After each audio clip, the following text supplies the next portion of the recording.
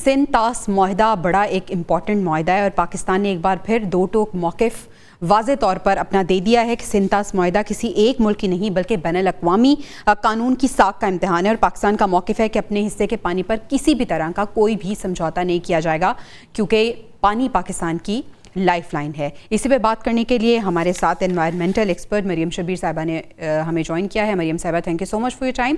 सबसे पहले तो हमें सिंध तास मुआहदे के हवाले से बताइएगा और मरियम साहिबा ये भी बताइएगा कि क्लाइमेट चेंज के तनाजुर में सिंध तास मुआहदे की जो अहमियत है वो कितनी ज़्यादा हो गई है अब। जी देखिए, सिंध तास मुआहदा जो है वो वर्ल्ड बैंक की मदद से 1960 में भारत और पाकिस्तान के दरमियान जो है वो तय पाया था और जहाँ पे भी शेयर्ड रिवर बेसिन्स होते हैं वहाँ पे कॉन्फ्लिक्ट्स को अवॉइड करने के लिए इस तरह के एग्रीमेंट्स जो है वो साइन किए जाते हैं और दुनिया में और भी ट्रांस बाउंड्री रिवर बेसिन्स ऐसे हैं जहाँ पर एग्रीमेंट्स एग्जिस्ट करते हैं आपकी।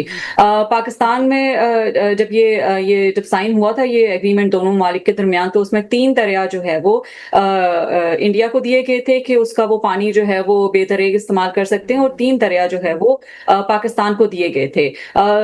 ये जितने भी 6 दरिया हैं इसमें कहीं भी ये मेंशन नहीं किया गया था कि जो अपर राइपेरियन कंट्री है वो अपनी मर्जी के मुताबिक जो है वो जब चाहे पानी खोलते, जब चाहे पानी रोकते, जब चाहे अपनी मर्जी के नंबर ऑफ रेजर्वायर्स या डैम्स वहां पे कंस्ट्रक्ट कर दें। तो इन चीजों को अवॉइड करने के लिए इसमें डिफरेंट क्लॉजेज उस वक्त रखे गए थे, जिसमें एक क्लॉज ये भी था कि हायरिंग होगी दोनों तरफ से इंडस वाटर कमिश्नर्स की, एक इंडिया का होंगे और एक पाकिस्तान के, जो बहरहाल हैं। उनका काम बेसिकली इनिशियल स्टेजेस पे यही था कि कोई रिजर्वायर्स अगर शेयर्ड रिवर बेसिन्स पे बन रहा है तो उनको जाके विजिट करना, कोई एतराजात हैं गवर्नमेंट से तो उनको कम्युनिकेट करना, डेटा शेयरिंग करना, इस तरह की और भी काफी सारी चीजें उसमें शामिल थी। अब जो है वो और उसमें ये भी शामिल है कि आर्टिकल 12 ये भी आपको कहता है कि इस एग्रीमेंट के अंडर अगर दोनों पार्टीज एग्री नहीं करती फ्यूचर में किसी एंगल पर, तो तीसरा एग्रीमेंट उनको साइन करना पड़ेगा, तभी ये नल एंड वॉइड हो सकता है। अदरवाइज ये इस तरह नहीं हो सकता कि एक मुल्क के हम इस मुआहदे को नहीं मानते तो वो खत्म हो जाए, इसकी स्टैंडिंग रहेगी। तो क्लाइमेट चेंज के कॉन्टेक्स्ट से जहां तक आपने बात की है, उस वक्त जो है वो क्लाइमेट चेंज का एंगल इसमें इनकॉर्पोरेट नहीं किया गया था। ऑनेस्टली स्पीकिंग 1960 में इतने क्लाइमेट चेंज पे दोनों कोई खास काम किया नहीं था, अवेयरनेस भी नहीं थी। 90s में कहीं जाके काम शुरू हुआ दोनों ममालिक में।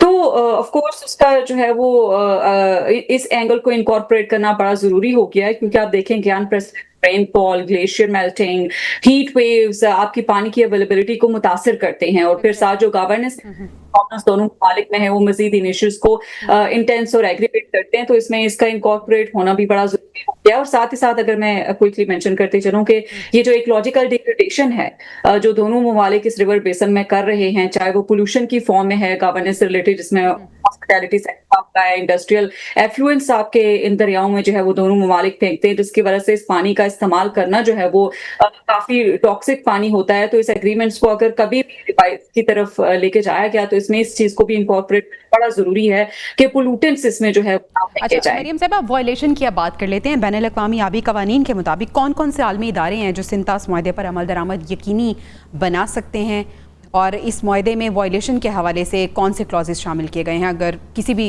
फरीक की तरफ से वायलेशन होती है तो? जी देखें, इस एग्रीमेंट को पर्टिकुलरली अगर आप देखें तो इसमें 3 स्टेप्स हैं कि अगर आपके पास डिस्प्यूट है तो दोनों जो है वो इंडस वाटर कमिश्नर्स दोनों ममालिक के मिलकर उसको अपनी अपनी गवर्नमेंट्स के साथ मिलकर रिजॉल्व करने की कोशिश करेंगे। सेकंड स्टेज जो है वो न्यूट्रल एक्सपर्ट्स की इसमें तय की गई थी कि न्यूट्रल एक्सपर्ट्स को हायर करके जो कि दोनों ममालिक से ना हो, तीसरे किसी मुल्क से हों, डिपेंडेंट हों, बायस ना हो, वो इश्यूज को सॉल्व करें। और तीसरा इशू अगर दोनों ममालिक फिर भी इन फर्स्ट स्टेप्स पे जो है वो एग्री ना करें तो कोर्ट ऑफ आर्बिट्रेशन है, जिसमें एक स्पेशल कोर्ट तश्कील किया जाए जिसमें जो है वो इंडिपेंडेंट एक्सपर्ट्स लिए जाएं, दोनों ममालिक के इंडस कमिश्नर्स लिए जाएं और इसके अलावा और भी लोग इसमें कॉन्स्टिट्यूट किए जाते हैं लॉ से रिलेटेड, ताकि इसके कॉन्सिक्वेंस को देखा जाए। जहां तक इंटरनेशनल मैकेनिज्म्स की बात है उसमें ये डिपेंड करता है कि पाकिस्तान अपने इस केस को किस तरह से देखता है। चूंकि पानी एक राइट इशू भी है, अगर ह्यूमन राइट के तौर पे पानी को देखते हैं तो ह्यूमन राइट्स के ऑर्गेनाइजेशंस आपके पास हैं, वहां जाया जा सकता है। अगर आप वाटर को जस्टिस इशू कर लेते हैं तो आप इंटरनेशनल कोर्ट ऑफ जस्टिस में जा सकते हैं। यूनाइटेड नेशंस की काफी सारी ऑर्गेनाइजेशंस हैं, उनके पास आप जा सकते हैं अपना मुद्दा उठाने के लिए, जो हेडक्वार्टर्स हैं यूएन के वहां पर। तो यूएन ओपन एक ऐसा प्लेटफॉर्म है, वहां पे हम अपनी आवाज उठा सकते हैं। तो मल्टीपल किस्म के प्लेटफॉर्म्स पाकिस्तान के पास मौजूद हैं, जिसमें अपना जो है पॉइंट ऑफ व्यू हम बता सकते हैं कि किस तरह से मौजूदगी का फायदा उठाते हुए पाकिस्तान जो है वो दो एक्सट्रीम कंडीशंस फेस करता है, या तो पानी की किल्लत होती है और या फिर पानी के बहाव में इजाफा होता है, ज्यादती होती है। इन दोनों जो एक्सट्रीम कंडीशंस हैं, इसको हमने किस तरह से टैकल करना है, कौन कौन से मेजर्स उठाने की ज़रूरत है?